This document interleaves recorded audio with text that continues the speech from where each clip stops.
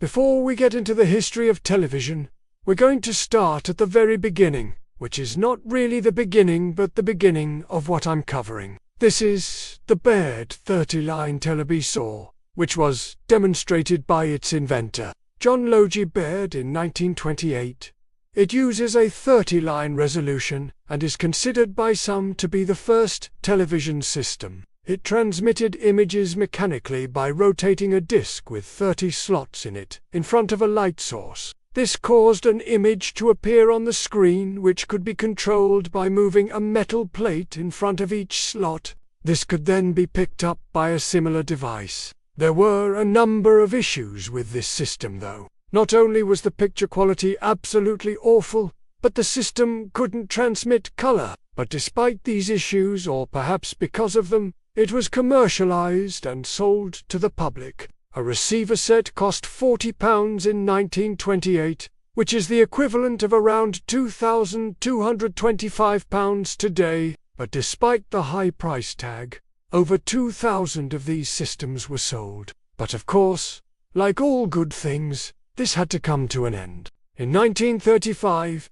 the BBC stopped broadcasting these signals due to interference, and so this mechanical television system died out. So this next television standard is actually the first all-electronic television system. It used an iconoscope as its camera tube.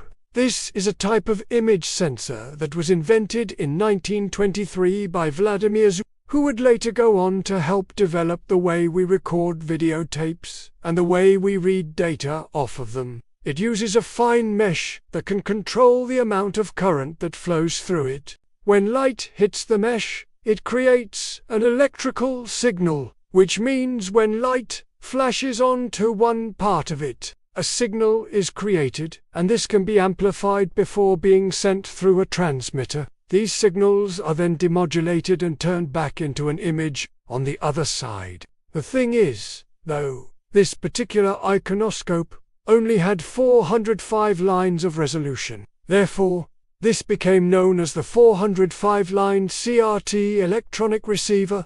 It was a direct-view, black-and-white television standard that was developed in the United Kingdom and was the first television standard to be used for regular scheduled broadcasts. On November 2, 1936, the BBC began broadcasting test transmissions on VHF Band 1 using the 405-line system, and then just 2 years later, on May 1939, regular scheduled BBC television services began. As well as Britain, 405 lines were also used in France and Germany. However, after World War II, the Germans switched to the more modern 6-to-5 line standard, whereas the French stuck with 405 lines until 1956. During this time, there was lots of innovation in the television industry. For example, the first ever color television demonstration took place in 1938.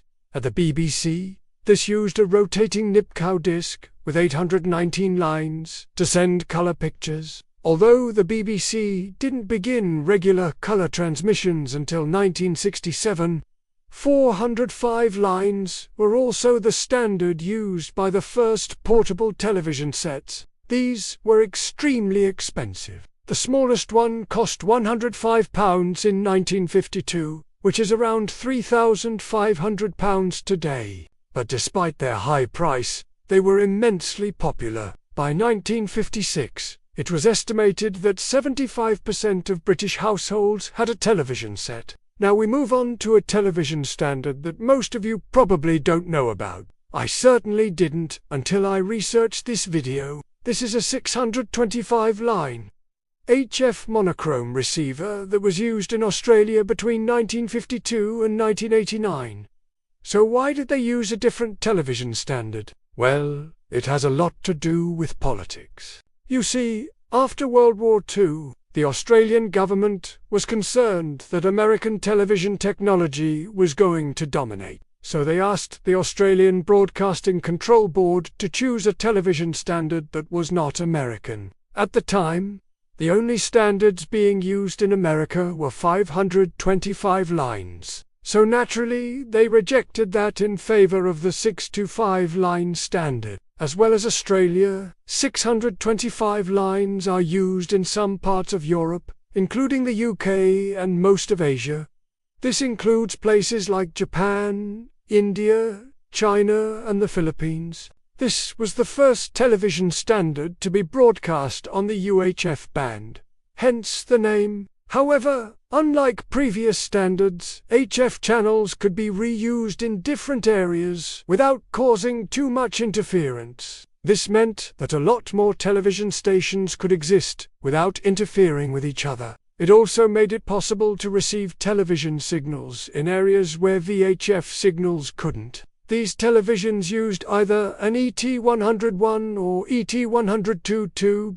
These tubes are almost identical except for the neck. ET101 tubes had a more traditional cylindrical neck, whereas the ET102 had a flat neck. This allowed it to be placed side by side with other television sets to make one large screen, which was perfect for sports events such as cricket. The last 625 line service to shut down was in Australia in 1989, which makes this a truly historic television set. So now we move on to the television standard that most of us are familiar with. This is 625 line colour TV. It was officially adopted by the BBC on July 1, 1967, and the first colour programme was a football match between England and Switzerland. At the time, there were only around 200,000 colour television sets in the UK, but that would soon change. Within 2 years,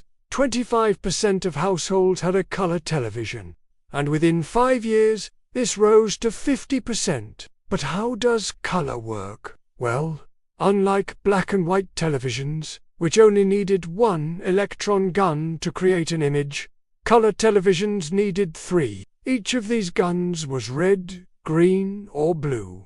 By controlling how much of each colour is shown, millions of colours can be displayed. To do this, a shadow mask was used, which had thousands of tiny holes. These holes aligned perfectly with the pixels on the screen. Therefore, each pixel could be hit by only one color electron beam at a time. This created a much higher quality image than previous television systems. The first 625 line color TV was the Marconi Mark 801. It cost £585 in 1967, which is the equivalent of around £12,000 today. One of the drawbacks of this early color television was that you had to buy special color license plates.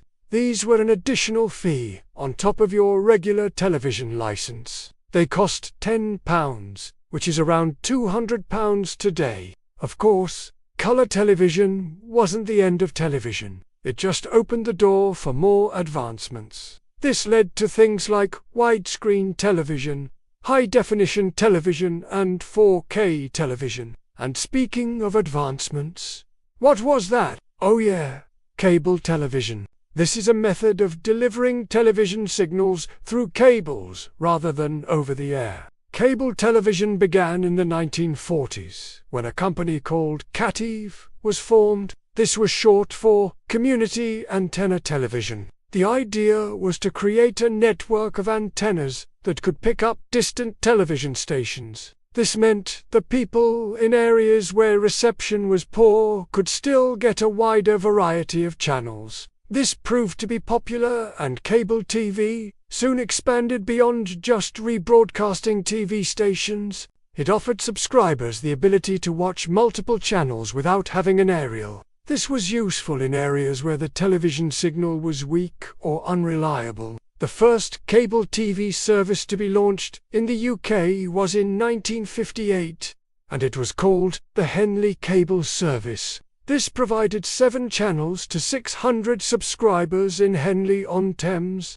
Cable TV eventually replaced the aerial completely and remains popular to this day. Almost 80% of homes in the UK have cable TV. So now we move on to another huge advancement in television: satellite TV. The first communication satellite to relay television signals was launched in 1962, which brings us to the final advancement in television that I'm going to talk about. Digital television. Unlike analog television, which uses varying levels of electric current to represent images, digital television uses pulses of electricity. This means that digital television is less prone to interference, therefore allowing for better picture quality and more channels. The Digital Terrestrial Television Network in the UK was launched in 1998, and by 2012, all analog signals had been switched off. Today, most of the UK gets their television through the internet, whether that be through iPlayer, YouTube, or Netflix, and it seems likely that in the future, traditional television will die out. That brings us to the end of this video. Thank you very much for watching, and if you did enjoy it, please consider liking the video and subscribing for more content.